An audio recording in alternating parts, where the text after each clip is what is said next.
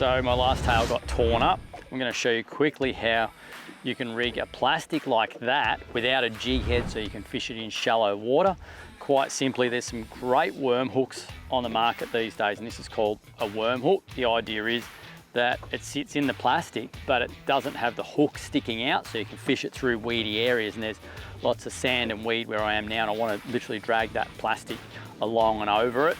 So quite simply, little wire corkscrew, and as all you need to do is get your plastic. This is a 5.8 inch Keytech, and I'm just going to wind that into the front of that just like you would a corkscrew into a wine bottle.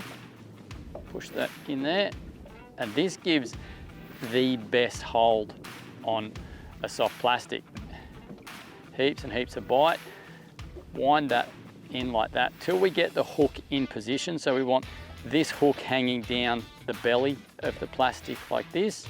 From there, you want to work out where that hook's going to go through the plastic. This is quite helpful because they've got these big ribs, so I know that that hook needs to go right through there. You'll need to bend it a little bit like that, stick it straight through the back of the plastic, and you can actually see here there's a groove in the back there. That hook's now completely weedless, but as soon as a fish grabs that, it just compresses down and you've got hooks sticking through. The other one you can do is run a stinger, and I've just got a little tiny swivel that just fit over the tip of the hook, and I had to actually spin it round and wriggle it to get it over the barb, and I've got a little plastic button that I just made, a little bit of soft rubber, stuck that on there. That stops it from potentially coming off.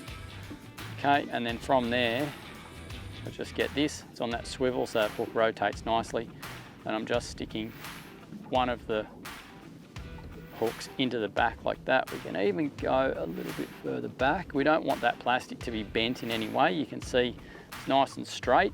That big tail wriggles along through the water, and best of all, I can fish this plastic literally in water that's 6 inches deep, or I can fish it in deeper water if I want to let it fall for longer. But it's great in this shallow stuff, anything from sort of, you would say, knee deep to sort of waist deep water. It just swims nice and slow, and because there's no jig head rocketing it to the bottom, we can just slow roll it, and it just paddles along, and then it just sort of falls back down, paddles along, and it gives a great hook up rate.